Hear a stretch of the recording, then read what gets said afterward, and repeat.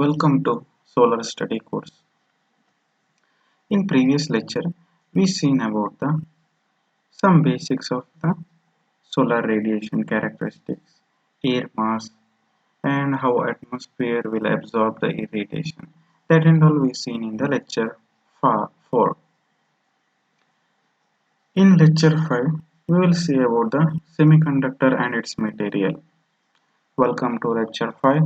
Myself Karthik M. So, this lecture 5 outliner the basics of semiconductors, and we will know about the semiconductor material, silicon as a semiconductor material, how it is possible using silicon, what is the structure of semiconductors, silicon and other semiconductor material. That and all you will learn here. First, basically, as I told you previously, in 1950 first photovoltaic devices has been invented. Before that one, first silicon-based transistor has been developed.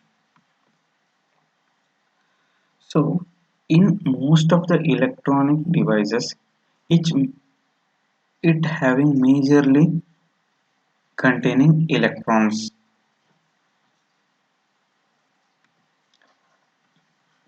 In solar cell also, it containing the more number of electrons, as in the form of p substrate and n substrate. So, in order to explain the solar cell, we will go for the basics. What is that? This mechanism explains the operation of p-n junction, p and n junction, which forms the basic for the solar cell. This is basic of the solar cell as well as solar any module, and also it is produces for the basic for my transistor and diode. All these things, electrons are the basic material. In this material, there will be two types. There will be a N type material and P type material. What and all we will see.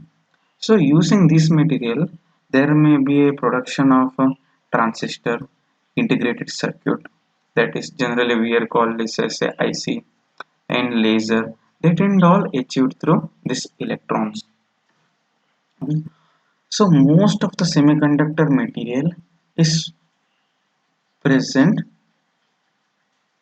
in the form of silicon, and silicon is the basic for all the semiconductor material.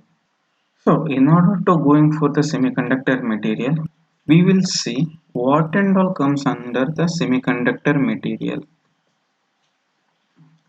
Let's see, this is the periodic table as you see in this diagram. So yellow color indicate all the semiconductor material. I will explain how.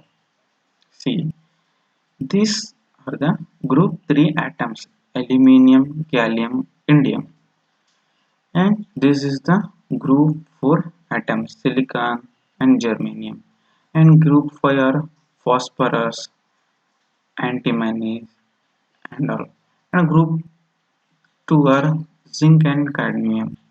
So generally what happened, the atoms are divided in the two groups, that is called group 4 and group 3. And in group 5 and group 4 we have made some modification. So what and all we will see that by combining group 3 and group 5 we made one combination, and using group 4 and group 2 we made another combination. How, I will tell you. In group 4, silicon and germanium that containing 4 electrons at the outermost orbit, and other like in group 3 and group 5 it containing 3 electrons at the outermost orbit. So using these things, group 4 we will call it as a completely semiconductor material, that is called simple semiconductor, that is containing four electrons at the outer shell. And using group 3 and group 5, we can make it a compound semiconductor, that is called gallium arsenide, gallium nitrate, and phosphorus, indium phosphorus, that and all.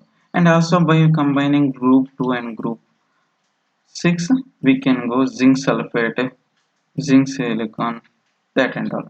And by combining group 4 and group 6, we can get a silicon carbide, silicon germanium, that and all make a compound semiconductor. So we will see about the silicon. It is the group 4 atoms. Why? Let's see. I will tell you. See, silicon atom. Let's consider silicon atom. What will has at the outermost shell, it containing the electrons. How many? There are four electrons are present at the outermost shell. So there may be some electron because silicon is called as a silicon with 14 electronic structure, we can see. So some electrons are present in the inner shell and some other shell. So at the outermost shell there are four electrons.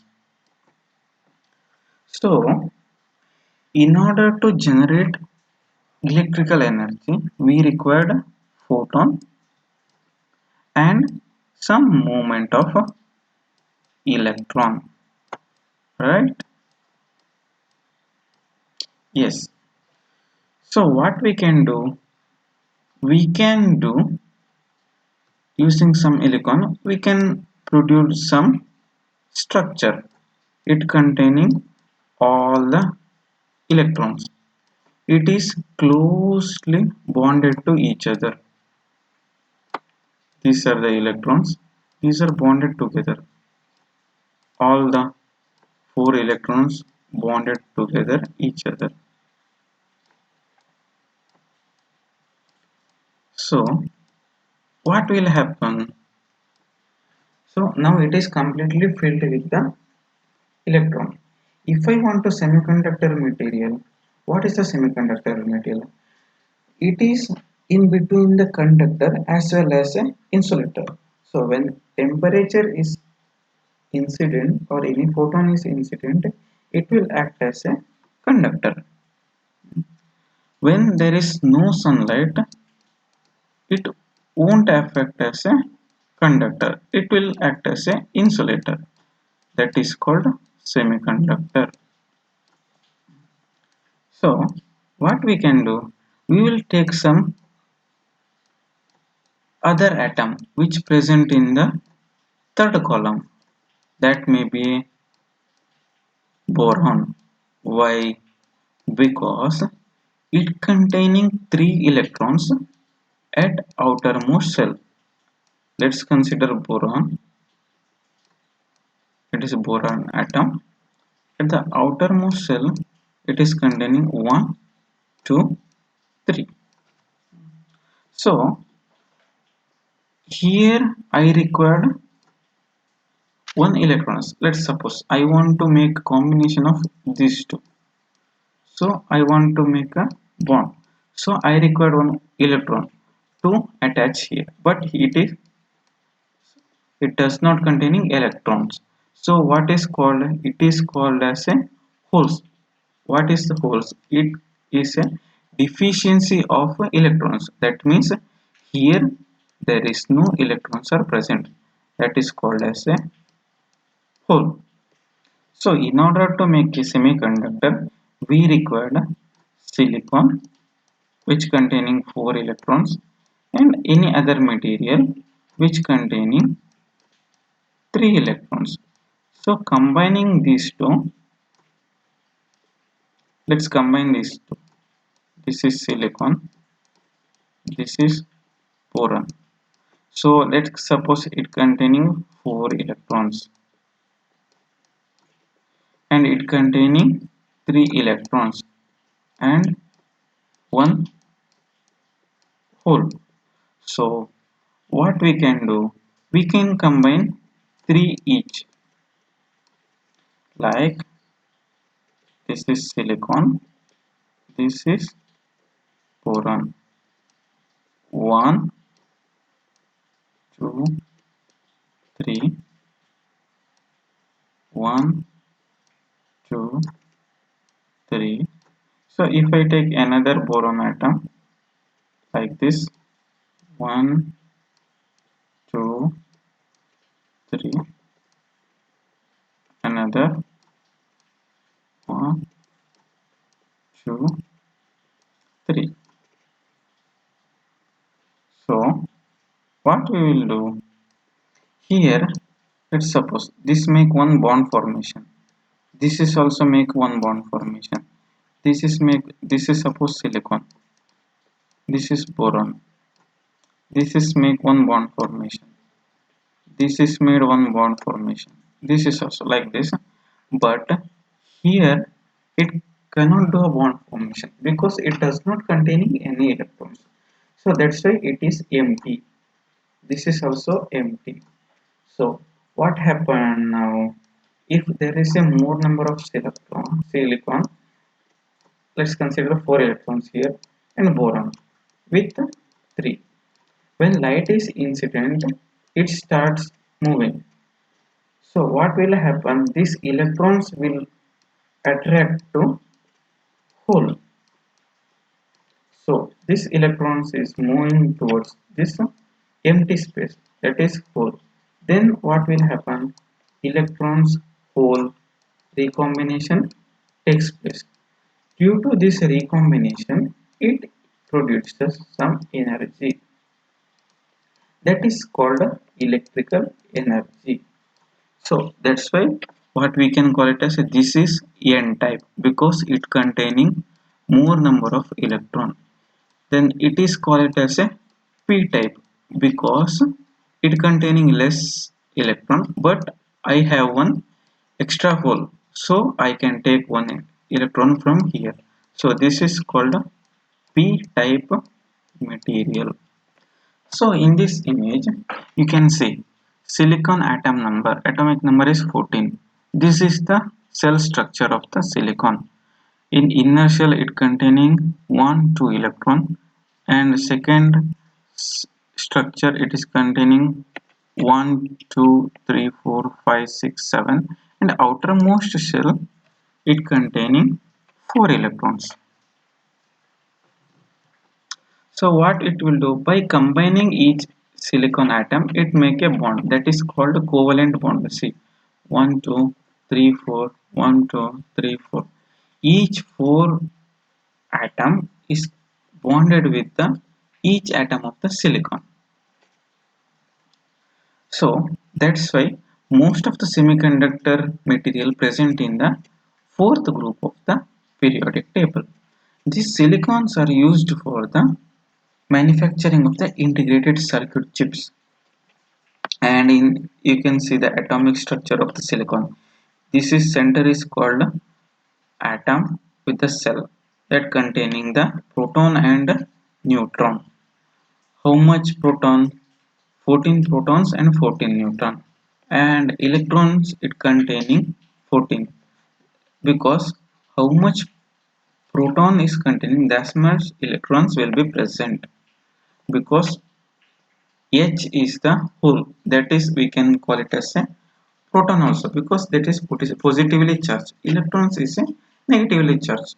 So at the center of the core it is containing 14 protons and 14 neutrons.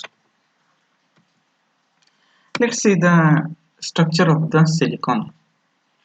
See, I already told that silicon containing the 4 atoms at the outer shell, it is covalently bonded with the another silicon like this. See, here all the 4 are covalently bonded here. If we want to see more detail, you can see here also. These are the 1, 2, 3, 4, 5, 6, 9 silicon atoms are there. So each four electrons present in the outermost shell, which are covalently bonded with each silicon atom of surrounding silicon atoms. So you can clearly see the atomic structure of silicon and the covalent bond. So let's see, as previously I have told that how I can make a semiconductor material. So by combining one three outermost shell atom, that may be a boron or anything which present in the third atomic table. So what we can do, see, one boron which is covalently bonded with the 8 silicons. So what will happen, see, three outermost shells, 1 2 3, it is covalently bonded with the 4 nearest silicon atom, 1 2 3 4. So this atom is covalently bonded, this is covalently bonded, this is covalently bonded, but it can't be bonded because silicon containing a 4 electron but boron containing 3. So one deficiency of the electrons will be present. So that is called hole. So when temperature will be incident on the this structure, it started vibrating. So what will happen? This electrons started moving from the one place to another. So previously let's consider it may be present in this side. Then it will move from here to this hole. So it will produces some energy. Due to this recombination of the electrons takes place, it produces some electrical energy. So we can see conduction is the occurs when higher temperature of the electrons is the surrounding and the semiconductor atom can break away due to some temperature. This covalent bond will be breaks as increasing the temperature. So when temperature will be increasing, our conduction of the semiconductor also increases. So this is the basic silicon structure, atomic number and symbol, that and all we can see here. What is the atomic weight, whether it is solid, what type of matter, that and all you can see here. So I will tell you how electrons vibration will be happening. Now it is a one electron. This is whole electron, electron, electron, electron. Let's suppose these are two are covalently bonded. These two are covalently bonded. These two are bonded, but it is alone here. When light is incident on the solar cell or any semiconductor material, now some light is incidenting. So what will happen? It start accumulating these holes because hole is positively charged. So it attract the negatively charged electron. So what will goes to, it will goes here. Now what happen next stage? Now electrons comes here, it give one hole because it jumps from the this position to this position. Then remaining electrons are like this only. It is bonded together. So now it takes place this action. During this action, it emits some energy. So if I produce some semiconductor material that is containing electron, there are more number of electron. Let's see. If containing more number of electron, around 10,000 more, and one part, and let's consider holes like boron. It is also containing some amount of the holes because it also present the electron, but as well as it containing holes also. This is silicon, this is boron. So Due to some incident light, it starts from moving here to here, it will attract from here to here. Due to recombination, it will produce some electrical energy. So this is the basic fundamental for my silicon solar cell. So in next lecture we will see how we can form a basic silicon solar cell using N-type material and P-type material with some doping amount. That and all you can see in the next lecture. So as of now we will learn about the how basic covalent bond is formed in the silicon structure, how silicon structure are made, why we will call it as a silicon as a n-type material. That and all we have seen. So we will go for the next lecture. So thank you.